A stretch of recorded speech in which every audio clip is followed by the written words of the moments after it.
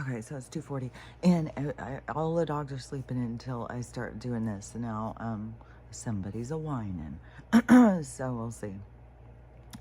Yesterday, that download took 12 hours. Oh, what the holy hell!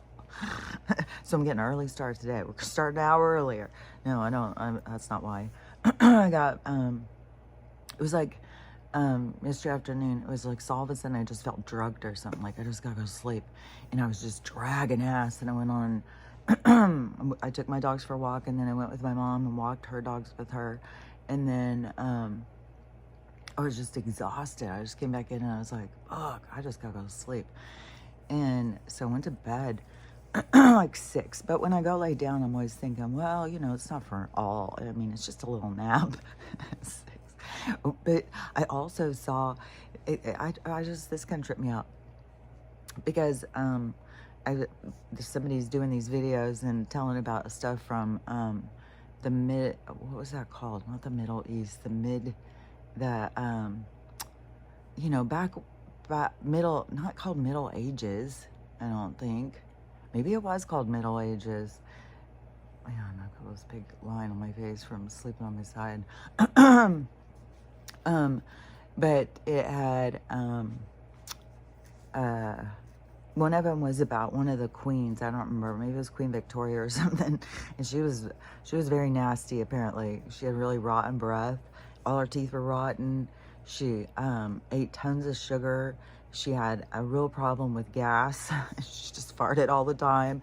She wouldn't take a bath. She thought or she wouldn't clean herself. She thought that was going to harm her or something.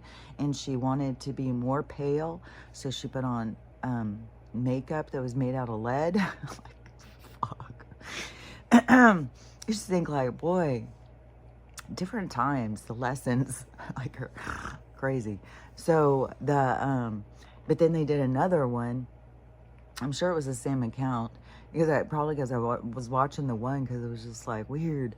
Because this is the kind of stuff, where people are like, oh, royalty, they're better than us. Okay. But the other one, so it was talking about sleep habits during this time. Maybe they called it the Middle Ages. I don't know. But it was, they said that it was dangerous at night, so the people would go to bed really, really early. They would sleep in like 2 different times. So they go to bed really early, and then they get up around 11 o'clock at night, and then they would stay up for hours. Some would pray, some would clean, they just would, stay up for a few hours, and then they go back to bed later. I was like, oh my God, that's what I've been doing. That is the weirdest thing. Because I've been going to bed really early, getting up in the middle of the night, and then going back to bed for a while.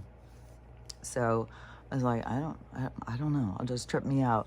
Because, I don't know, maybe I was from those times at some point and it's just in my blood or something. Because it feels like natural. This is going to drive me crazy.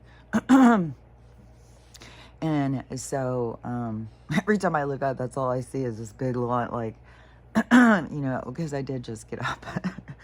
Like when you first get up and you're looking and you get your face all smashed. Well, that's what happened.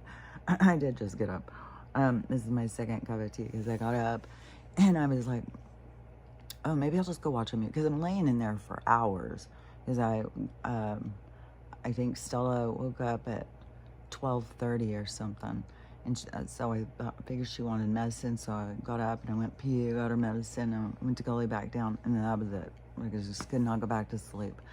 And so I got up like an hour later, and then I smoked some, and I thought, well, maybe if I smoke some, then I can go back to sleep. No, that didn't work. And so then I just got up, and it's cold too. So I just got up and put on more stuff and made tea to warm up. And I started doing all this, like, in the middle of the room, I started doing real exaggerated shaking my body all over the place and kind of like shivering extreme because I was like, oh, shivering is to warm you up. And so I'm just going to get my body all warmed up. I'm just going to shiver it out. And so I just started doing it. And Max was watching me. It's so funny how they all watch me sometimes. I know they just think, God, what a weirdo. What is she doing? Why is she doing that? I gotta tell a dog story too from yesterday. Oh my God. This was crazy looking. I have a couple stories from yesterday. I have a couple. Okay, I have some stuff I want to talk about. I don't know why I feel like I need to set this down to get serious, but I just feel like, I don't know. Like, I got too much going on in my mind all the time. Hold on.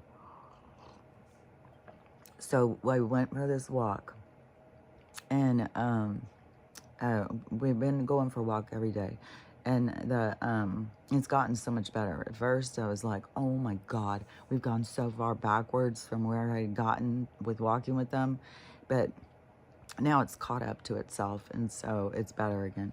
And they're so cute, but but it still is like it's an unfamiliar kind of neighborhood. Like, we don't know these dogs, we don't know, and around here, well, even if the dogs were going on walks, like over about my house, the dogs went on walks, but the dogs were all right there. And I don't know, it's like the neighborhood kind of, all the dogs kind of, and they would bark, and it's like they knew each other or something, and they would get excited when one would walk by. And then here, like, we go walking by, but all these dogs are in fences. Some aren't even allowed to bark. It's so weird. It just trips me out, man. But all of them are just kind of like in their yards. And I had the same thing too. I had a yard. And when I had dogs, and I thought, I don't need to go walk them. They have a yard they run around in all day. They don't need to go on a walk. But now that I've become a dog walker, now I see like, oh, yeah, they do. Yeah, you do need to go and take them on walks. For one thing, it stimulates their mind, and it is way better exercise than just, because in the yard, even if they run through, then they just go lay down. They don't stay steady pace walking. And so when they're walking, it's way better exercise. It files their nails, so you don't have to go get them cut. And it stimulates their minds.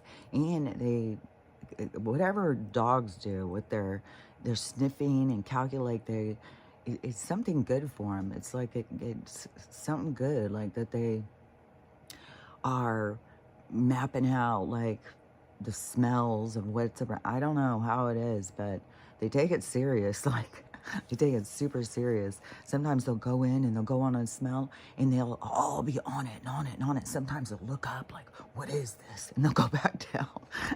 And so anyways, but yesterday, back to this walk yesterday.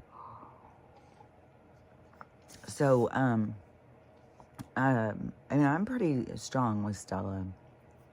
Used to, I had stopped walking her when she had pulled me down a couple times. I'd been pulled down by Lucy too, but then Stella would pull me down because they get excited and they take off. And then when they take off, it is like full steam ahead. It is like the power behind her physique or whatever is a lot. And so it's just like a fucking takeoff. And so we're walking, and my mom had told me that her friend's dog had gotten out, and they can't get it back in. The dog is refusing to go back in. So I was kind of like, okay, there's going to be a dog loose. Hopefully it's not going to mess with us or anything. It's just going to stay wherever it is. It's not going to pay any attention to us. So we walked some that way, and then we turned and were walking the other way. And I knew that that dog could be around there. So we went down, and I kept trying to get eye dogs to turn around. But Stella always makes the decisions. And if she wants to turn around, she'll turn and she'll go. I'll say, you're tired, do you want to go back? She'll turn around and she'll go back. And so it seems like if I got to give her permission, though, are you tired? Do you want to go back? And then she'll go, yeah, let's go.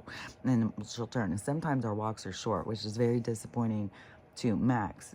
Archie could give a shit, but Max is like, look, man, I was ready to go.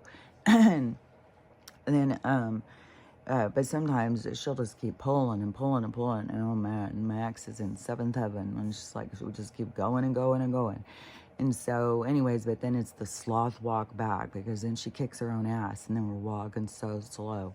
So anyways, we're walking on this one, and we're going up, and I'm trying to get them to turn around, and they're like, nah. And so we go all the way up to the end of the circle, and we start coming back. And then on the way back, and we already had passed, like this fence was right here, and this other yard didn't have a fence. And so we were already right here, like past the fence, and this ginormous husky, no, it's got to be like a Malamute or something. The giant comes running down there and barks. I'm like, oh, motherfucker. And so Stella turns, sees him. That was it. She jolts. And I just ripped right out of my hand. I was like, I'm not getting drugged. But Archie did. Oh my God, I've never seen anything like it. It was like cartoons. I couldn't believe it. I felt so bad. So she just takes off across the whole street, which the streets I have noticed here are way bigger than the streets in my neighborhood. These streets are big. And so she takes off because we're over on this side. She takes off, dragging Archie, and he's just flipping the whole way, flipping, and you can see the look on his face. Like, you can't miss it, his big old bug eyes. He's just like, what the fuck? And he cannot get up. He cannot. She's just going. And he's rolling the whole way, attached to her on a leash. I think Max could keep up. I couldn't get my eyes off of Archie. And then plus, like, what the fuck is about to happen now? And so I'm trying to run across the thing. It's happening so fast, too.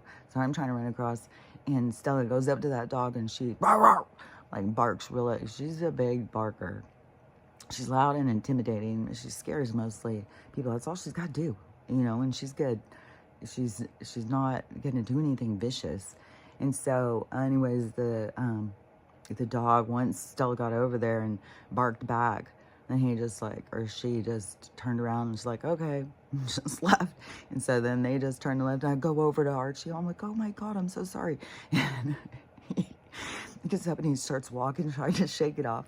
And then we're walking, I can see him. He's just like, and I go, so I start talking to him. Oh, sweetie, I'm so sorry. God, that was so rough. And he turns around, he looks at me, and he goes, and he goes up and just like sings onto me, and I'm like rubbing him. It's okay, it's okay. It was the cutest thing. He was just like, oh. And then we're walking some more, and then he did it again. I was like, it was very traumatizing. It was the craziest thing I've ever seen. And I was like, God, I've got to figure out some kind of a pull free for Archie, because he does not have the weight to be able to stay on his feet. He was just like tumbling.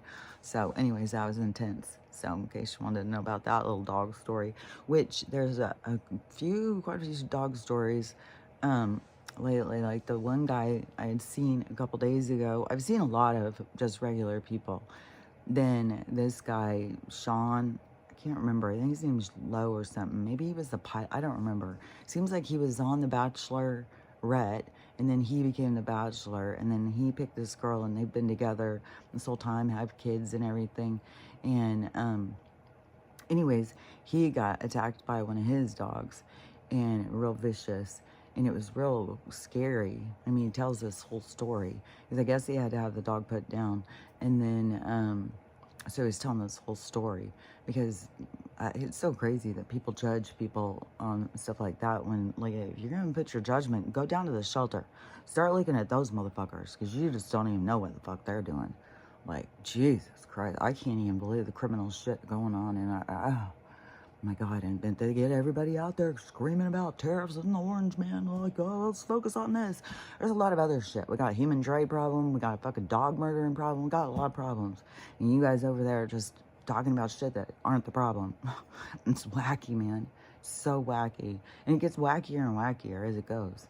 And CNN got caught the other day on, I guess there was somebody, there was multiple screens up, and it was Donald talking, and it was probably a live thing, and so all these TVs or something was up, and CNN was one of the channels, all the different news, and the only news one that he's orange is CNN. And then people are like, oh my God, they're putting a filter over to try and continue this orange man dialogue. It's so absurd. And these people, they don't even know how they are being wagged, man. They don't even know how they are being manipulated. And they're all down there. It's like, you guys, it's embarrassing. It's sad.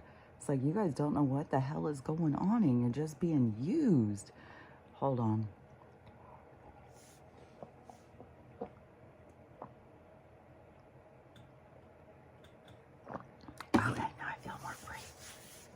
Okay, so there was some other stuff I wanted to talk about though, and one of the things is okay, the dog thing, yeah, because I wanted to finish that. Okay, the dog attack thing. So because there, I keep on feeling like, you know, when the energy stuff and when I'm feeling weird, I can totally tell that the dogs, Stella will get real whiny, and sometimes I feel like she's looking at the world. Sometimes I feel like they're seeing things that we don't see, like all sorts of stuff. I don't even know what all they're going through.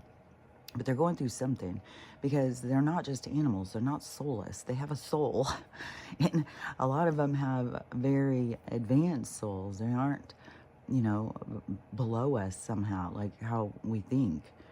I mean, like octopus, we go catch them and kill them. I think they're advanced from us and stuff. I mean, we got people fucking killing mermaids and eating them. Like, what the hell with these motherfuckers? Like, this world is so fucking weird. So, the dogs are going through it too. And I mean, they're being slaughtered. We got a canine genocide happening. And, anyways, but people want to point fingers at other people who are going through some kind of crisis. So anyways, there's been a whole bunch of people that have gotten crazy dog attacks. And, from their own dog or their friend's dog that they've been around a million times. You're getting like these big mutilations and stuff. And so so anyways, he was telling about his, and then Amy sent me one this morning of another video. And so she was saying, so she had this dog since he was 8 weeks, but it was still adopted from a rescue place or adoption place or whatever. So she knew the dog had been through something, but she didn't know what, and it had gone through training and stuff. And it was, she was like, it was her soul dog, and they were really, really close. And so, and it was a really big dog, 110-pound mix of some type. And so she said she was sitting on the couch late at night watching TV, and the dog was just laying there sleeping, just looking so cute. So she wanted to lean down and give him a hug before she went to bed. And whatever, it startled him or something, and he just attacked her and has mutilated her face, mauled her all up, like right there, you know. So he had to get put down and stuff. So she wanted to make sure and put out the message, because she said it was devastating. And he had some issues, and he had had a bunch of hip surgery and stuff. And so she said that she spent $15,000 on him over the last year. So this wasn't, you know, I mean, she loved this dog. And that, and he was 2. So she had only had him 2 years, but she was hoping that she was going to get 5 years with him. So she was already thinking, you know, she wasn't going to get a lot of time. So I don't know what all.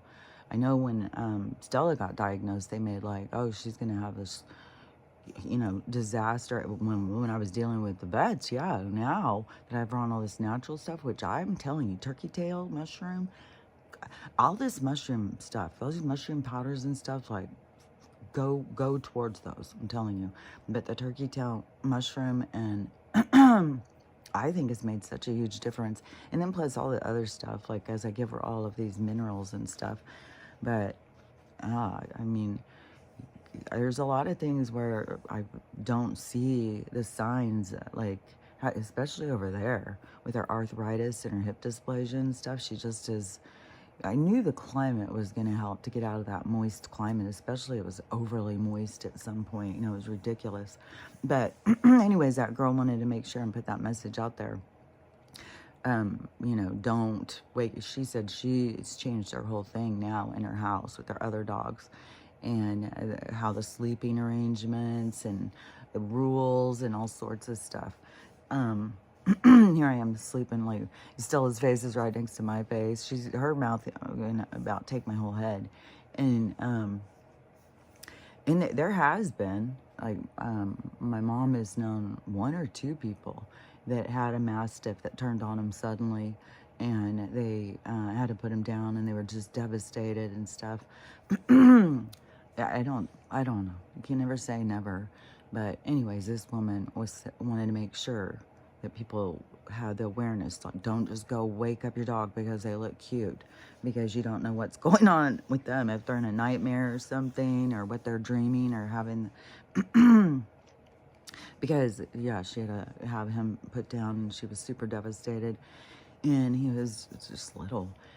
So, anyways, there was I done with all of that now? Because I was going to talk about this other thing, because I keep saying that, and I don't go in great detail about some stuff, because then there's like an overlap, and I just feel like there's so many people that you say things and they're gonna automatically take it as you're saying mean things about them, you're ridiculing or putting them down.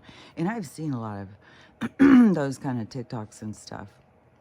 I've seen where people go and move in with their parent that they don't get along with, and then they go and make videos just talking shit on them all the time, and then they and fighting with them and stuff. And it's like, I don't know, like that shows something about you, not just about your parent. And maybe you're a reflection of how you were raised or something, but there's still the you making decisions for yourself, hopefully. Hopefully you're not just all 100% just reactive. But it is important to either heal those things, but don't just go and say a bunch of rude stuff behind somebody's back, like you're trying to get everybody.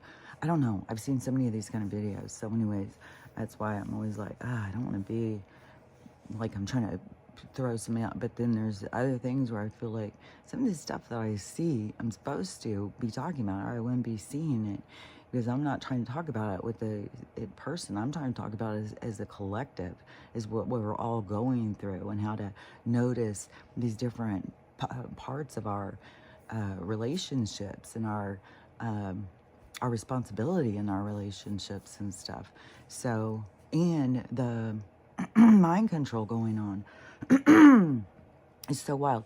Even though I have to keep clearing my throat and stuff, there still is like this lack of this mucus that was there, like when I'm coughing and stuff and everything. My nose, I might be getting like maybe a little bit more stopped up. Probably is getting a little more stopped up.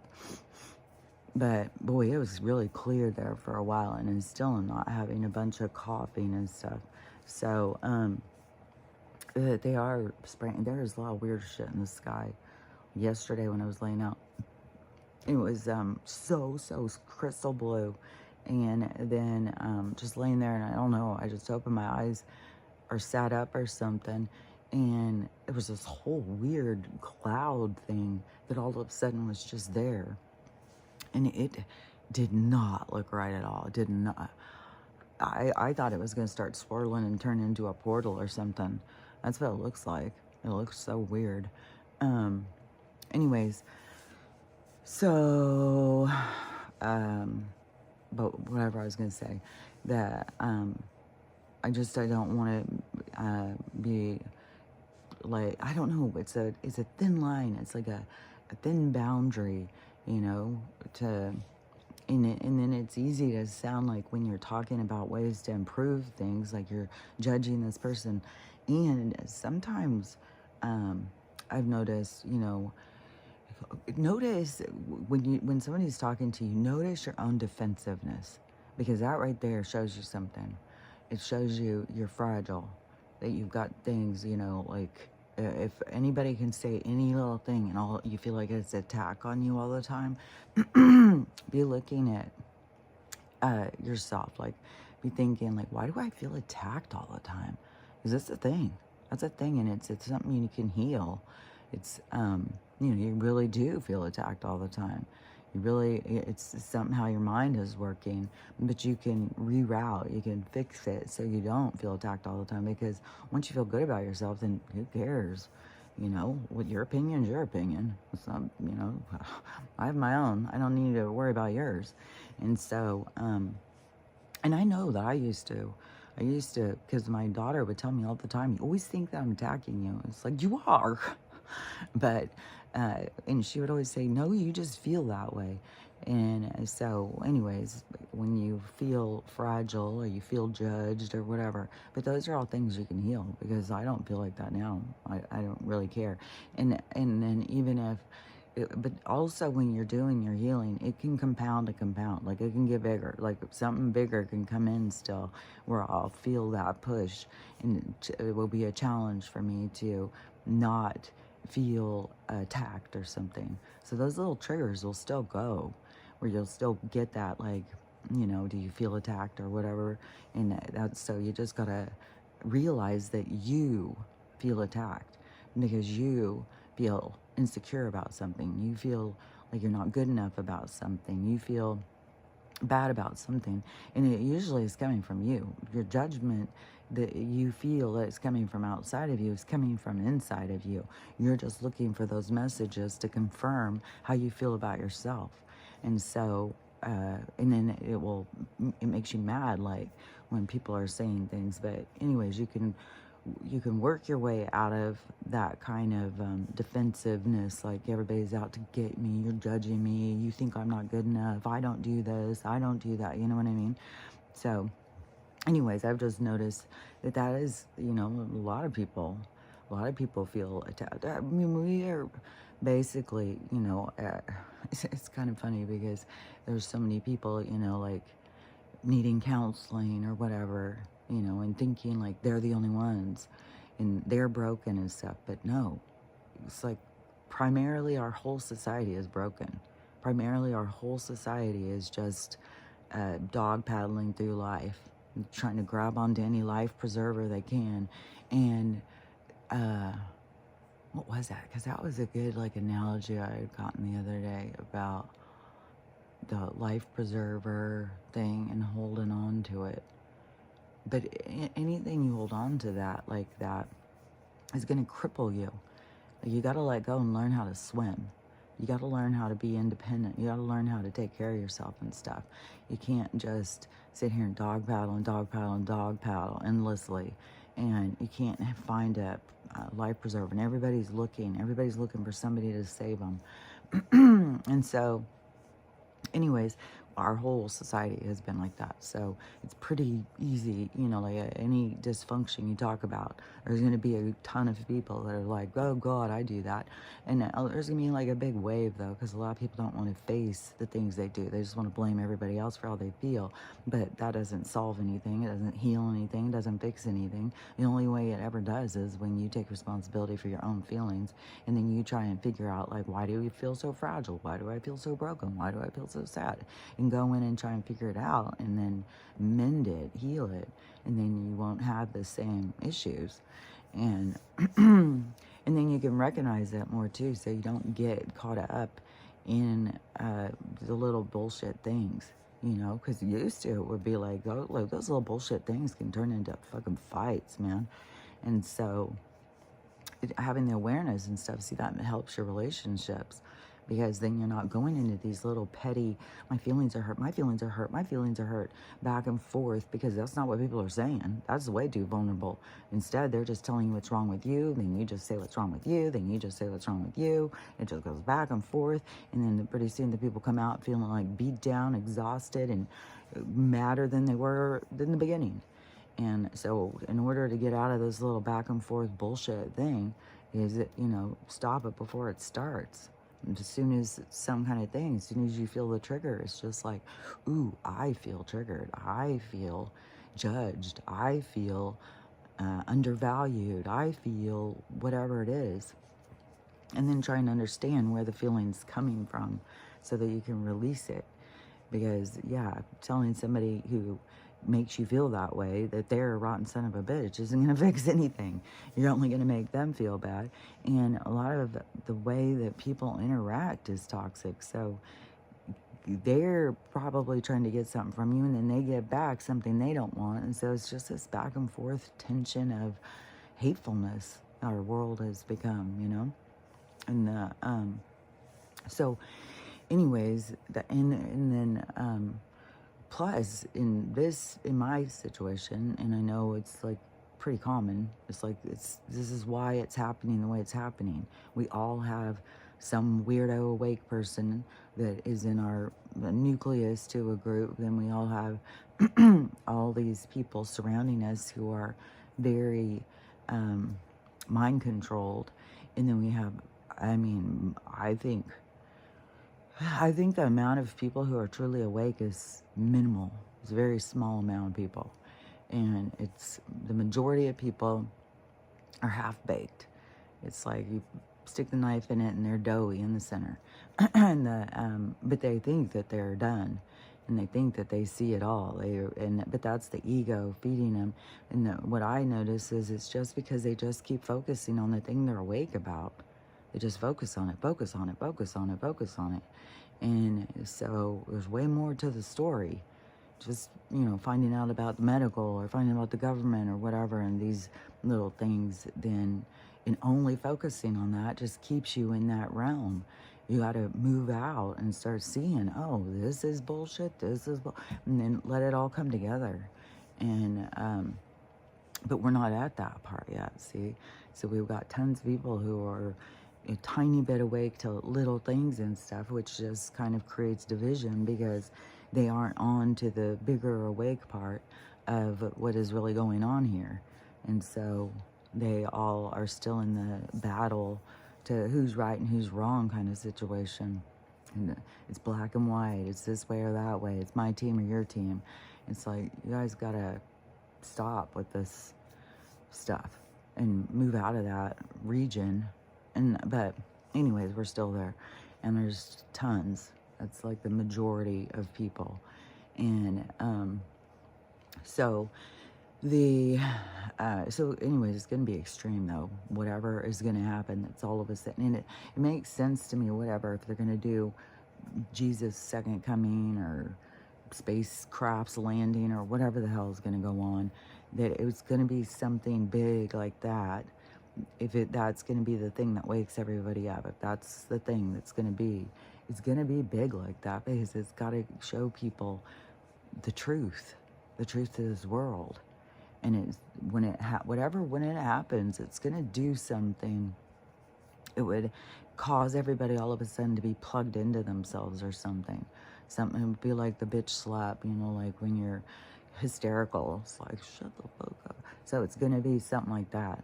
It's going to be something dramatic that's all of a sudden going to just knock people's shoes off. And so that to me makes sense, that it would be something biblical or something supernatural or something really crazy, because the people need to get their minds out of this three-dimensional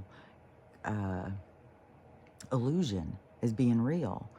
And so something needs to pull them into a higher state of reality, higher state of consciousness, and have them see. And so anyways, I think that something is going to go on in the sky, something big, something that is going to be that nobody's going to miss. It seems like, we got all this other stuff going, but it kind of just keeps like just trying to get people to wake up, to see things. And one thing over here too, so this Bob Ferguson guy, so he got, Inslee went out and Bob Ferguson came in, even though I don't know anybody even knew who it was. This is the same thing that happened with Inslee though. All of a sudden Inslee was our governor and everybody's like, who the fuck is Inslee? Who voted for this guy? And he was supposed to be this like, a guy from the people who came out of nowhere and just all of a sudden became governor, because I don't know who voted for him. But, now we know they're placed, and he's like Gator's brother-in-law or some bullshit. So Inslee got out in this last one, and this Bob Ferguson came in. And so it was like, oh, God, what in the hell we got in store for us now? And so there was some stuff where it was like, okay, so he's going to be against Donald. We're going to do everything we can to not do, we're going to go against him and all this shit. So then it's like, oh my God. But see, that it could be that they do that to get a certain group, because we have the thing about the state being blue isn't just who's running it. It's the majority of the people are very progressive. They think differently. And so, and it's just so weird how they're just led into this thought process. And so anyways, So I was like, okay, well, maybe then they're trying to get these people to be like, oh, he's on our side because he's against that guy. And so that could be what that they were trying to do or something, because now they're trying to put through all these huge taxes on us. And all of a sudden he came out of nowhere and said, nope, we're not doing that. And he's gone through this whole thing like, we're not doing this, and saying all this stuff. And so then I was like, oh, so maybe he is on our side, and he's doing these things to expose the people who are trying to put the things through. So, because it's all to expose the people to us. It's like the NSA or NRA or whoever the military police thing. They already know. They've already been watching all these people. They know who the criminals are and stuff. They know the pathways and who's on the path in these criminal enterprises. So they know who they're looking at, but it looks like we don't. And then you see like half the people, how they overreact, like they've gone crazy. And so they have to keep showing, they can't just have him go in and sweep it all away and make it all go away. They have to show it. And that's so funny too, because he said that a zillion times in his first 4. And he said, you can't tell them, you have to show them. You can't tell the people, you have to show the people. And then here we go with Joe, and here we go with all this corruption and criminal, and the border, and the money, and the laundry, all the stuff, the kid sniffing freaks, man. I just heard another one, and this was a Seattle one, so this guy just got busted. It is so fucking absurd. Like, these people, and there's nowhere to hide. Like, this is the thing, is like, whatever you do is gonna fall apart. If you're trying to be a criminal and you're trying to do things to fuck people over, just know you're gonna be shown. You're gonna be exposed. There's no hiding your truth. Because this is just weird. So this guy, so how it starts, this guy is in Seattle. He's like a reporter in Seattle. He reports on all these crimes and all this crazy shit all the time. Like, there's so much crazy shit. And so in this one, so some homeless guys were in a dumpster trying to get some food or whatever they were getting. And so they're going, or maybe looking for stuff to sell, I don't know. So they're going through it, and they find all of this kitty PORN stuff, and it's in it's all these pictures and all sorts of acts and adults and all sorts of stuff, kid on kid, adult on, like all sorts of stuff. And it's even laminated, kind of in those laminated sleeves. So it's this whole, like, somebody's library in the dumpster. And so the homeless people called the cops and said, you gotta get down here, there's some bullshit in here. So they come and they get it, and they're looking through it. And the guy also left his I don't remember what it was so absurd, like his social security tax forms or something, or his discharge from the doctor's office or something that gave all his details of who he was. So he was real easy to find. And so they go up to his house, knock, knock, knock, and they go in, and he's getting charged with all this stuff. And so he just starts telling them, well, yeah, he was moving, so he was trying to get rid of that, so he was putting it all onto the computer, and he was trying to get, so all his stuff that he had digital, he didn't want to have to be carrying all that around, so he's just going digital with all his PORN on the computer. So now he's got his computer full, so he starts telling them. And so he also tells them that he prefers boys. He's at least been with 50 kids. He's been with 50 of them. His preference is little boys, 6 to 12, but any kid will do. And he's never been with an adult. Never. What in the fucking holy hell world do we live in? Oh my God, this guy's like, I don't know, he looks like he's 45, 50 years old. He could be 55, I don't know. He's older, and he looks rough, he looks raggedy. I doubt he takes care of himself. He just sits there on the computer, or his page, or whatever the hell, like, these people who get so deep in their fetish, it's just like that's their absorption. And then they start representing it. It's like, ooh, you look like a monster. And so, anyways, he's arrested. And, but that is just disturbing. Like, and he just was sitting there telling them, just like, yeah, I really, once he was caught, he was just like, but there was no hiding it. And the dumpster was going to be coming. They were coming to dump the trash.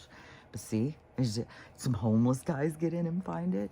Like, there's no hiding. Everything is on the side of change. Everything is on the side of the light. So the dark is being exposed everywhere. There's no place to hide anymore. And what they used to get away with, they can't get away with it anymore.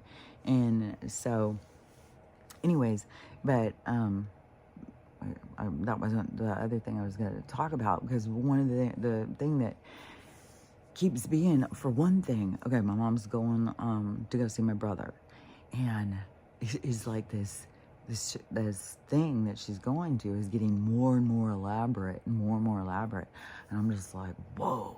And she's already so overwhelmed just right now, just like the energy, and and she keeps being confused about, like, she doesn't get what's going on. She doesn't get what things are, it's just like, I don't know what's going on, and all of a sudden I feel nauseous, and I feel fine, and I'm got a headache, then I'm exhausted, then I just can't, all this stuff, like all the things that we're going through.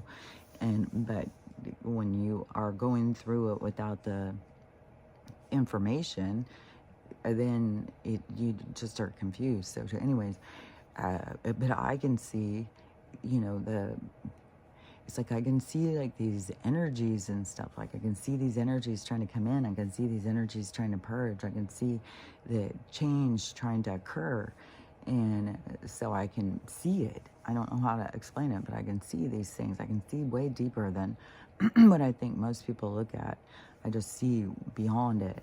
And I don't know, it's like everybody's like at the surface, but I see beyond the surface. And so, anyways,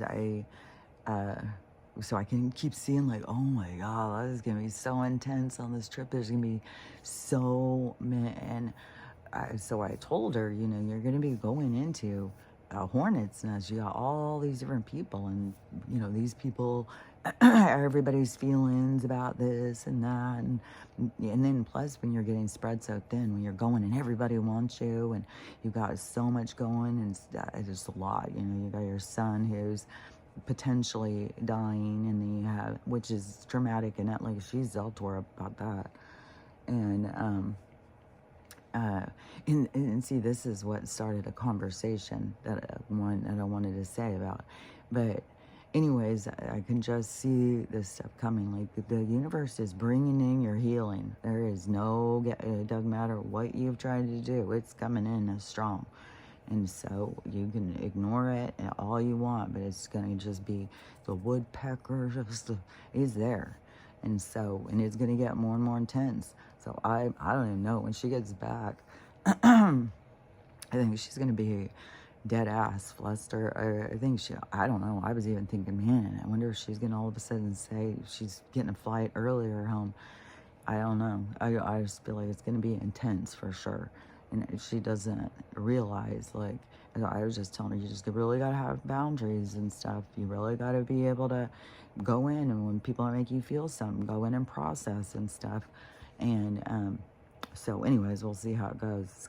It's going to be, I think it's going to be intense, but we'll see. Maybe I'm wrong. But anyways, so one of the things what trips me out is, because this is what I was thinking I was just going to talk about, was how I see the world, because it's so different. And when you are around somebody who is religious, then it's just so trippy, because it's so completely different philosophies. And it's really trippy because then it gets me to look so much at my life and my past, and like, this is my mom, this is who raised me, and then seeing it from the perspective of an adult.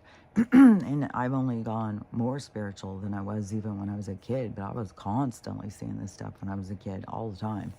And it was always like, no, like I said, at some point I was speaking to the devil and all that. and the devil was trying to trick me, which, oh yeah, because I didn't want to say this, because there was a girl who I had seen a video. I think it was right around the same time I was having this conversation. But this girl, she said, so it was one of those where she's just sitting there, and then, so it just says words in front of her. And she says that, she's been trying to get close to Jesus. She just can't do it. And she's so upset. She doesn't know what she's going to do. Because they've got these people just like it's the craziest thing. And so she's freaking out because she can't get close to Jesus. And then in the comments, the people are just like, well, pray, meditate. Jesus is there, all this stuff. And it's just like, I said, you don't need to get close to Jesus. You need to go inside yourself. You don't need to go through somebody else for your forgiveness and your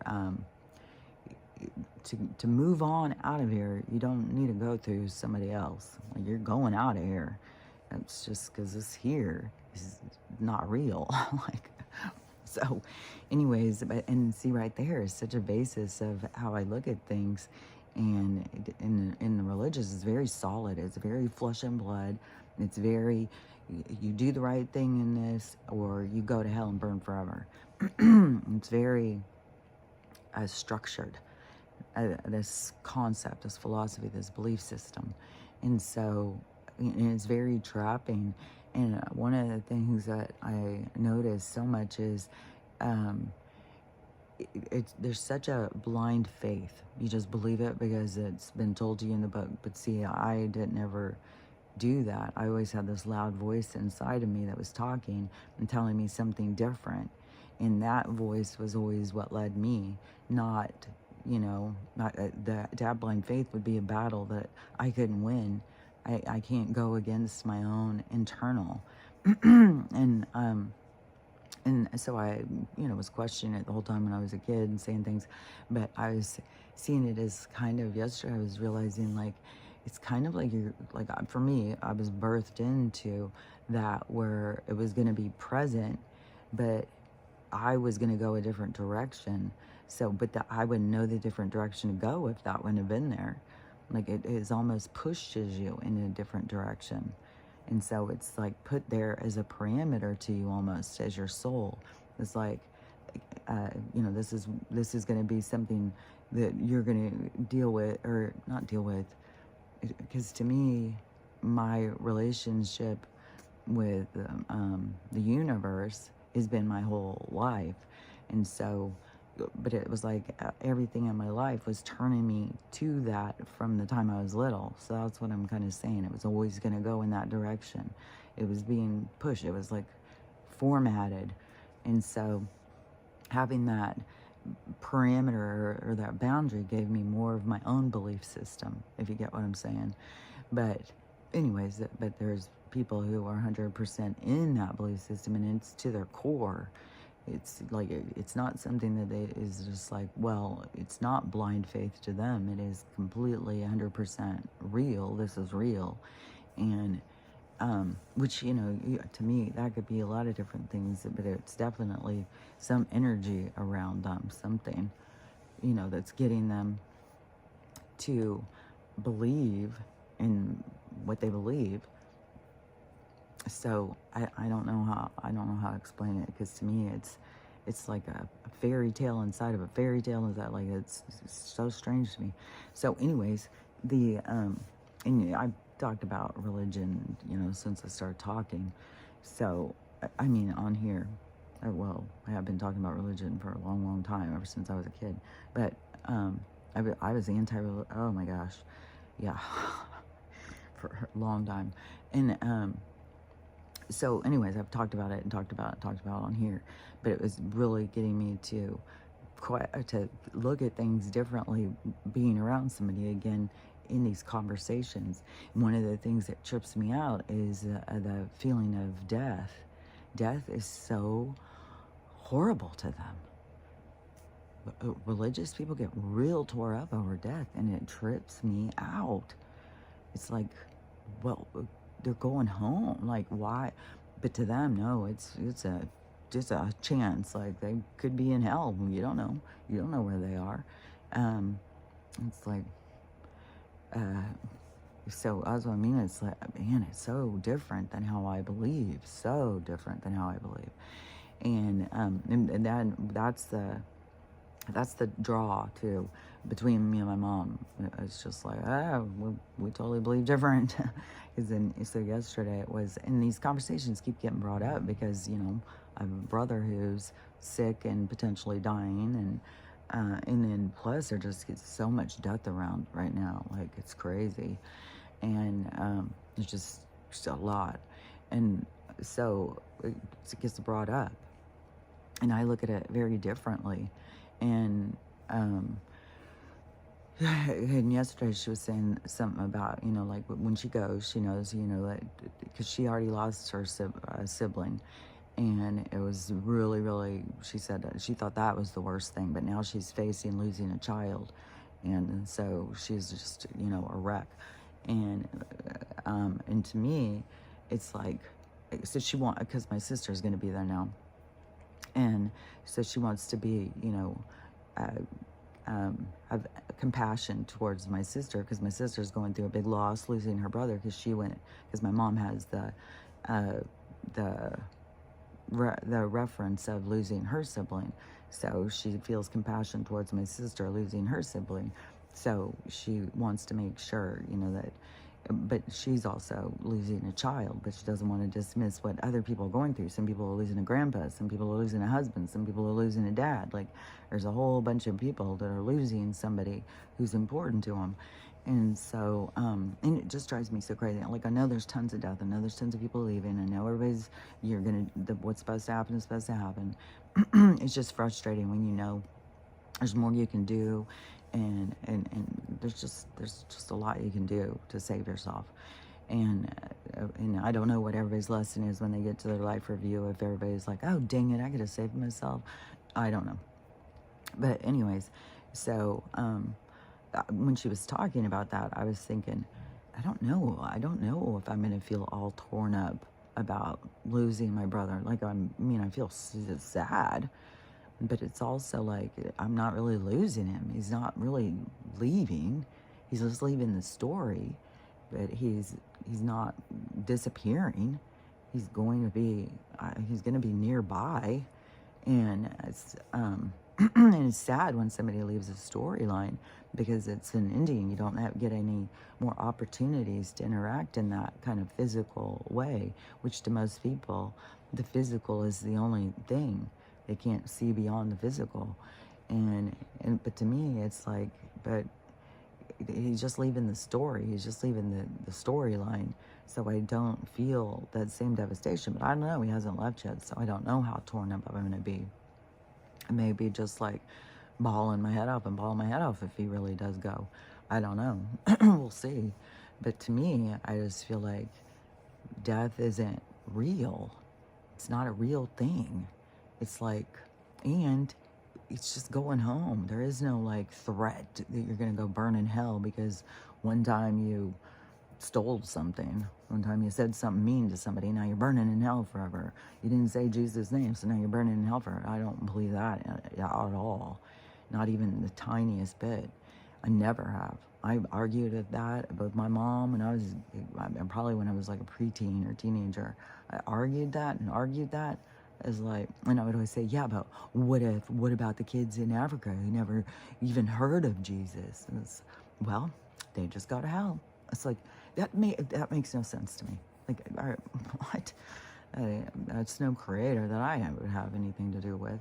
I worship somebody who's going to do that shit. Like, that doesn't make sense.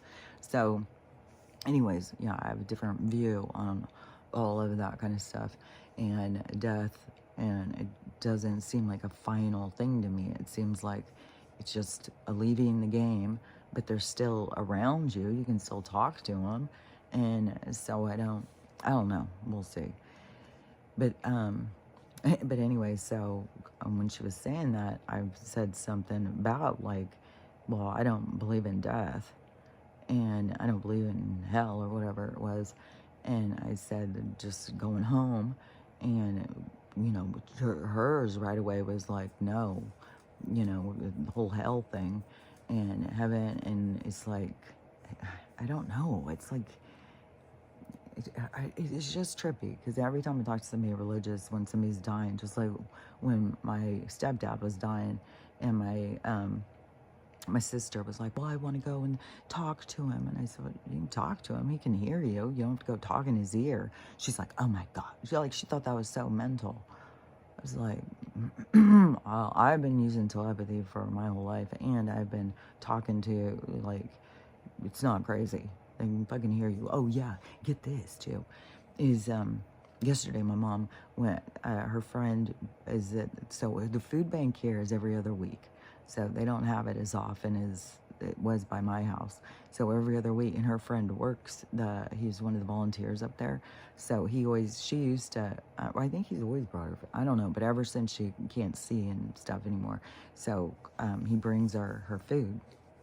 And so yesterday, she had to drive down to his house. It's just down the block. And so I was like, do you want me to drive you? And she's like, I think I can drive. And I was like, oh. I was like listening, like, oh, for screams or something, because she can't. Like, oh. But I also understand the need to be independent and the need to push yourself to try and do things that you could do. And so, you just got to be like, okay, whatever's meant to happen is meant to happen. And so, but when earlier in the morning, I had said something about the food, about when it was going to be here. I said, I hope there's a lot of snacks in it. I'm really hoping for snacks. And so then a little while later, she goes, well, I'm going to go pick up the food. And so she goes to get out, and I come in, and I'm like, God, I hope there's a cheesecake. And so then she pulls back up a little bit later, and I go out to the car to help her get the stuff out. And she pulls up this thing, and she goes, guess what I got? And I said, a cheesecake. And I said, thank me for it, because I just went in and ordered it. And she was just like, oh my God, I've never gotten a cheesecake. And so she's like, it is weird. And then when she saw a whole bag, it was a whole bag full of cakes and treats and cookies and stuff. She's like, oh my God. And she goes like, I said, I told you. It's like, you put in your order and the stuff comes. I'm telling you. It just works like that. And I do want to say, I did say hope. Because there's a whole thing in that manifestation code. You can't hope. And I just damn hoped. I didn't say, I will have a cheesecake. There will be a cheesecake in there. I was just like, dang, put it out there. I hope there's a cheesecake, guys. Bring it on. And there came a whole fucking big ass cheesecake with cherry on the... Oh my God, we've already eaten half of it. It's so fucking good. And then I got all these cakes. I have a whole bunch of chips, all sorts of shit. And it never was like that. Like, she couldn't even believe it. And then I had also, she's been trying to figure out, because she saw this documentary. God, this is so funny too, because I had seen the documentaries on the dog food years and years ago. Like, I'm telling you, my awakening's been going for a long ass fucking time. And I think it was like 2014 or 2015. And so I had started on making the dog food. And everybody thought it was so fucking weird. And I kept trying to tell everybody, like, the dog food is bad. And I would say, you gotta watch these documentaries. Oh my God, you believe everything you see on the internet. It's like, I'm telling you, go watch these documentaries. Nobody watch them. And I just look like a crazy person making my dog food and shit. And so, then my mom saw one the other day. So one just came on in the middle of the night or something, and she was watching it. Oh, it was the doctor, I think, who was talking about that really old dog. And whatever it was this whole documentary thing talking about the dog food and all of that stuff. And so she got up in the morning and she's like, all that stuff you've been doing and saying is right. They just were saying that. Everybody thinks I'm so crazy. But so now she's on that, I'm going to start making the dog's food. And she wanted to make the cat's food too. But the cat food is way harder. So she's looking it up, trying to figure it out. And so because she is like, what all do they really need? And so she's trying to, figure it out and everything. And I said, I think you just get some like stinky fish. I don't think you need to make them all that stuff. And I said, just some stinky fish, and they'll eat that. Because they're having a problem. They were wasting the shit out of all the canned food. Like, oh my God, so much food. And so she's just like, it's just getting wasted and wasted. And she's trying to change it and stuff. But the cats are awakening too. Like, there's a whole thing going on the planet. And no telling what's all in the canned cat food and shit. So anyways, they're snubbing it. And so I said, you just need some stinky fish. Well, what do we get? 4 cans of stinky fish in that fucking box too. And she had been talking about pineapple, and I pull out a can of pineapple. I'm like, look at there. I said, see, you gotta you just put it out there, and then here it comes. And she goes, well, then I want a pool. And I said, well, sometimes that take a little longer. It's not, everything isn't instantaneous, but little things like that is where I'm saying, like, you get all these things that you want. These little things like that are easy to manifest and stuff. So anyways, manifestation works. And it's just I don't know. It's like I already believe that they're going to bring me the stuff that I asked for. And even though it takes time, like I've been really trying to envision where I want to be, but then there's a lot of where it's like I'm a lot more open though. It's like, so I'm trying to just be like, okay, well, I know I want a big front porch. I know I want a really big yard. I think I'm 10 to 20 acres. 1 to 5 is just too small. It's way too small. No, and 10 may even be too small. And 20 may be too big. I don't know, but more in that range. And I know I want a house that doesn't have very many steps for Stella and has a huge front porch, so she can just lay on that front porch and look everywhere. But then, and then barn and all that stuff. So I know like certain things, but I'm trying to not be too, but it will come. It's just like the things don't come as fast. It's not as quick as like, give me a cheesecake, and then him pulls up in the driveway. So that, but it works the same. It's just like that sometimes there's more things to it.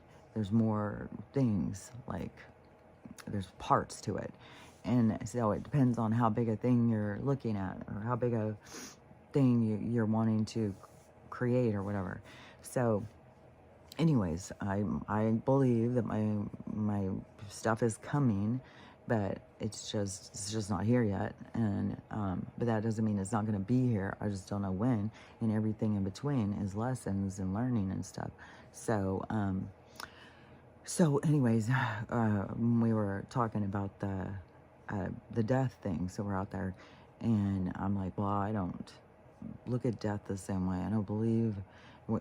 I just keep saying, like, we have very different philosophies on things. We believe very differently, and just drop it, because nobody's gonna get. I mean, she tried when I was younger and it didn't work, so it's not gonna work now. Even though one thing too with religious people is they have like it's like a burden that people are going to go to hell. Like, they got to save everybody. They got to save the people that they care about and stuff. So it stresses them out. I think maybe that is one reason too, is like when they start being surrounded by other people in their same mindset, in the same group, like church people stick together and stuff like that. If it isn't like a lot less pressure, like, okay, these ones are going to heaven. We're all good. But my family, they're all going to hell. And so it stresses them out. And so they feel like they've got to try and convince everybody. But anyways, I just keep being like, well, we just got different ways of looking at things. We got different philosophies. And so she said, well, it's sad. I mean, it's sad. You see it. It's always with her things. It's the for sure thing. I'm sorry you don't see it, but it's the for sure thing. It's the sad thing. This is the real thing. And I don't know why you can't see it. And it's just like, well, I just don't believe that. We just have different ways of seeing life and stuff. And then she says, well, it's as sad as gravity. And I said, yeah, but I don't believe in gravity. And that was it. I was like, she started to laugh and goes, what? You don't She said, okay, just, it's like, okay, she sees me as being so wacky, like I don't even believe in gravity. It's like, no, this is all an illusion. And that's what I wanted to talk about, was more of what this place is to me. And so maybe I'll do that tomorrow because here she comes. But it is, to me, we're in a game. We're in an illusion. We're in a dream. We're in a honeycomb and one of the lights is on and we're in there doing a play. And we got all this audience watching us. And the audience is, if my brother leaves, he'll be in the audience. He'll be cheering us on. He'll be coming in and whispering stuff in your ear. Go do this, go do that. It's like, that's how it works. You've got guidance coming from the people who are extended from you and stuff. So we're all still playing together. We just can't see them.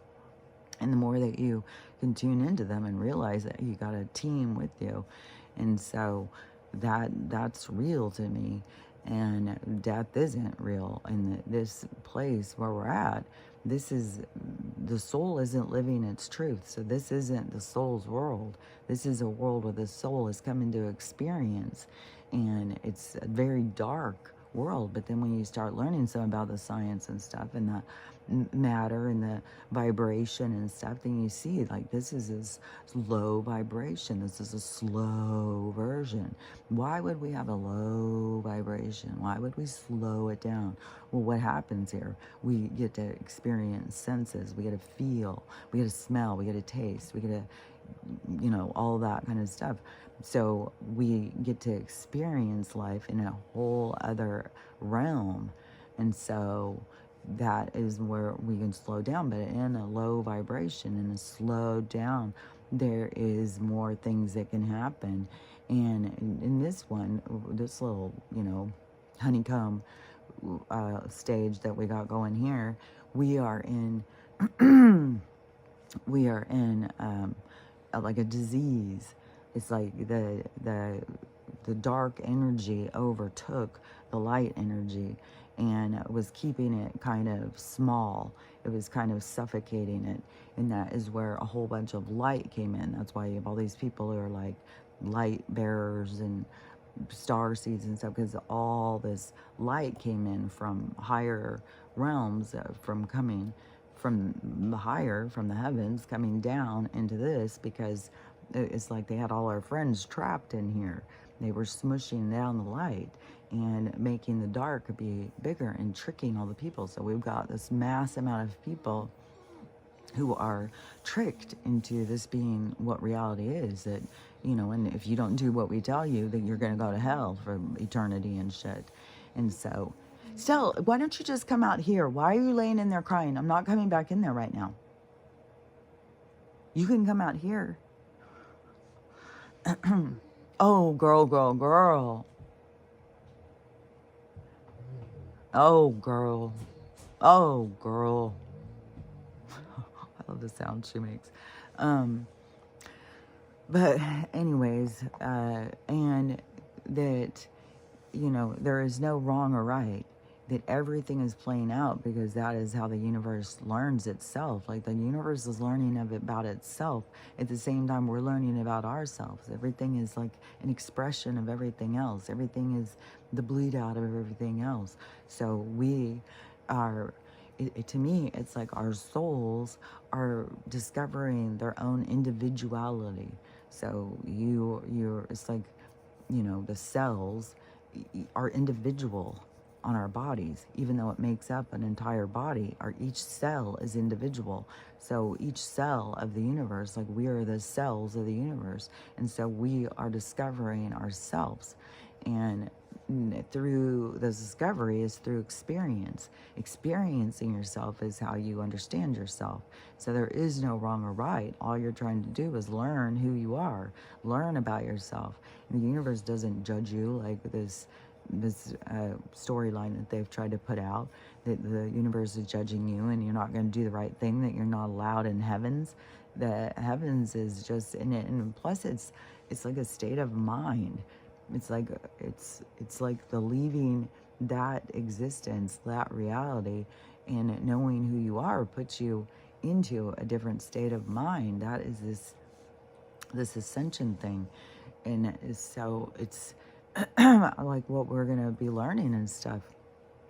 It's like we're going to bring heaven to earth, and it's going to be through our discovery of self, through our abilities to accept to love, to it's like this, like we're coming from this super judgmental, hateful, hostile society that's going to go through a lot of trauma, that's going to make them empathic, or compassionate towards one another.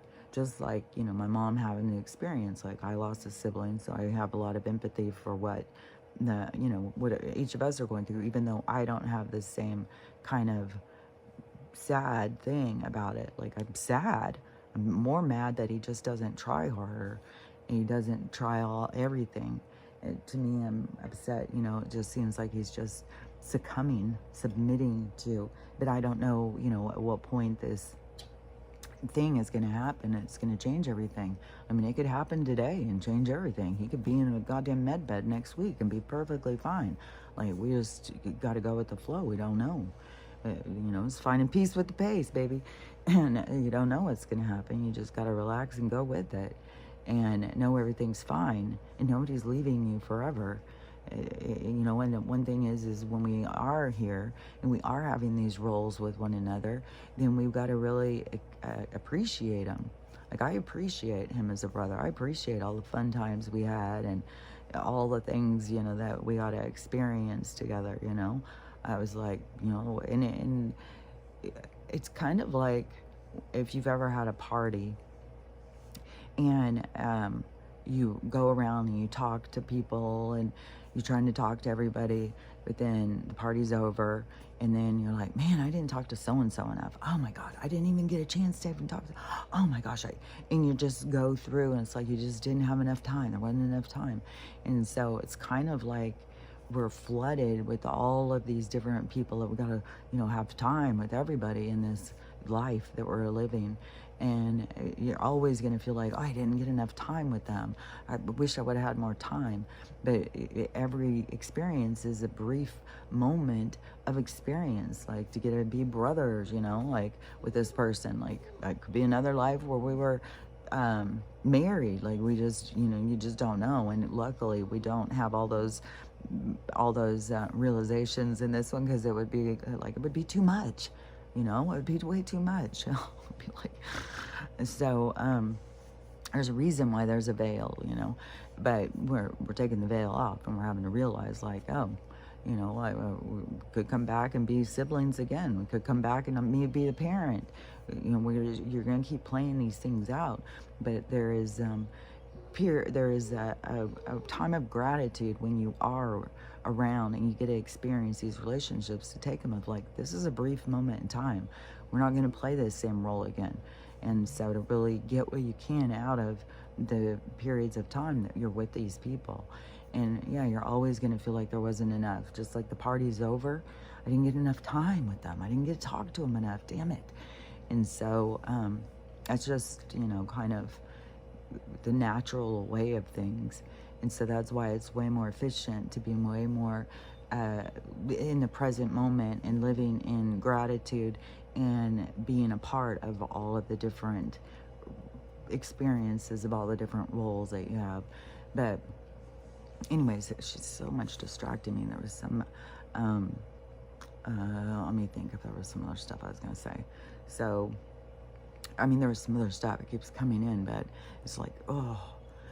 And I'm telling you, this is like, I swear to God that the Archons or whatever, they fucking do this. They harass the dogs or something to get them to harass me. It's just like, I know it. It's 100%.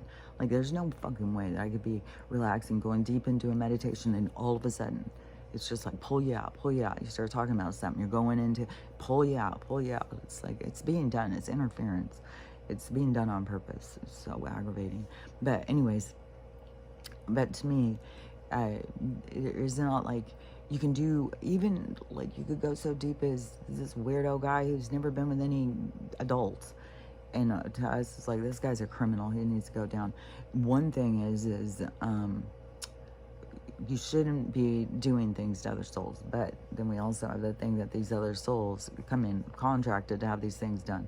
But there's still, like, I don't know where the whole karmic thing comes. I just know that is when you are when you put things out of balance, you got to put them back in balance.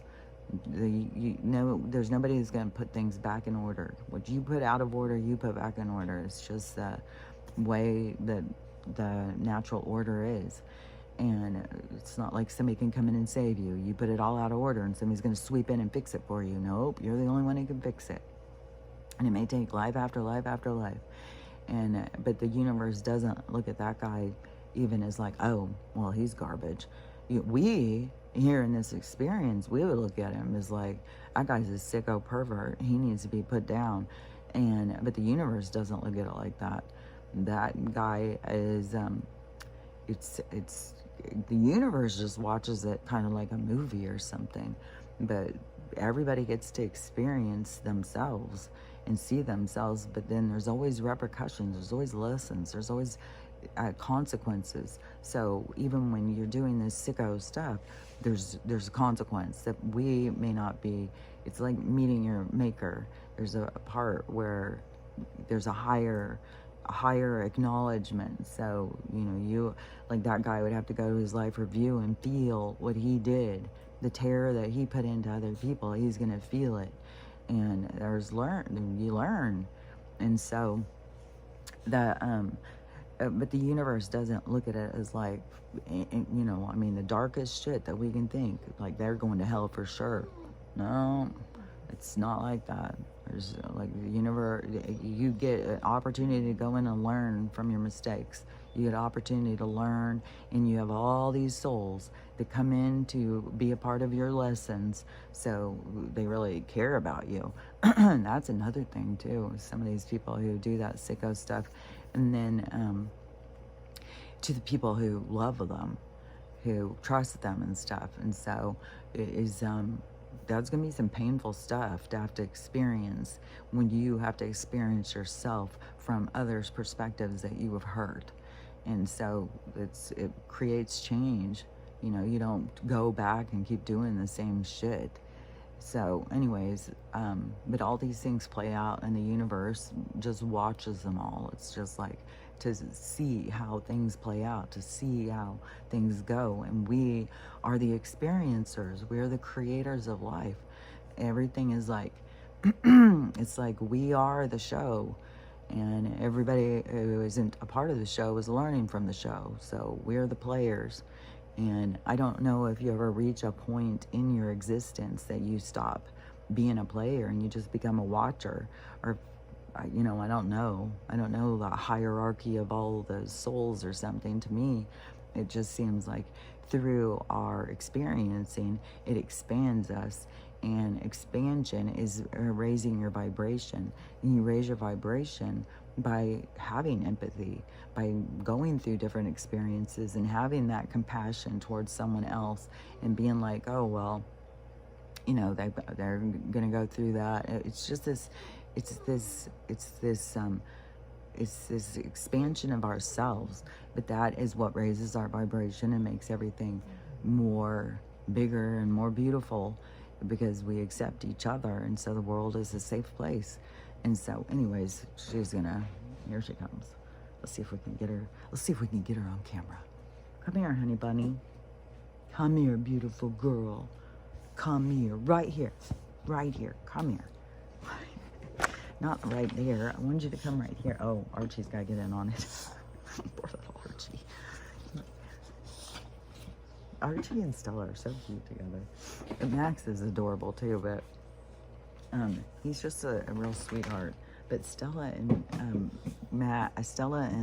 Archie are like, I don't know, like the mini me. I don't know. They're cute together, and they're competitive to each other. And like one sleeps on one side of me and one sleeps on the other side of me. It's like they're very.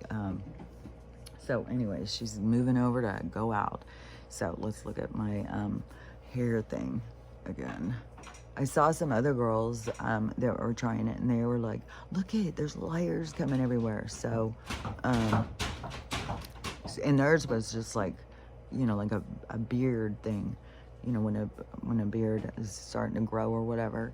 And so I think people are having good effects with that stuff. So I'm going to get some more of it. And then let's look at the tooth. And it's getting better all the time. So Anyways, we'll just wrap it up. Come here, honey. I'll see if I can get her face. Come here. Come here. Come here. Come here. Come here. Okay. No, she's not going to. I like to show her. She's so cute. She's such a sweetheart. And she's trying to use so many more. Max wants in on it, though. Here he comes. With his long ass arms. When he comes in the morning and he starts just like slapping me with these arms, it's like, dude, you're so intense. Here he comes. He goes with his arms. This is so oh, and then Archie. And Archie gets so pissed off at Archie can be a little bitch, man. He is a little terror. Look at his face. He can be a little terror. And he doesn't even have any road rash or anything. He just rolled with the punches, little potato boy. Anyways, see, don't start fighting with me in the middle. They all just get like, I don't know, and then they look at me as territory too, like all putting their flag in on me. Oh, she's my landmass. So, anyways, I don't know. Everybody gets to believe what they want to believe. Everybody's here to learn. Everybody's free. Free will is like people are going to start really getting what some of this stuff means because so many people are following along on Crazy Town. Like, there's a lot of people out there just talking crazy, and people are just right on board. And so there's gonna be a lot of lessons and discernment and who you follow, why you follow. So there's just gonna be a lot of lessons that people don't see coming, and you just gotta remember that's all they are. They're just lessons. They're just here to help you grow. They're here to help you understand yourself and to help you with your experience so you can enjoy your experience more, so you can enjoy the experience of being alive and getting out of it, like the fun part, not just the, like, you gotta just keep yourself from going to hell. So anyways, but I'm telling you, the important part is learning how to love yourself, learning how to love everybody, and learning how to have a loving day, and order up that cheesecake. Just put it out there, and I'll talk to you tomorrow. Bye.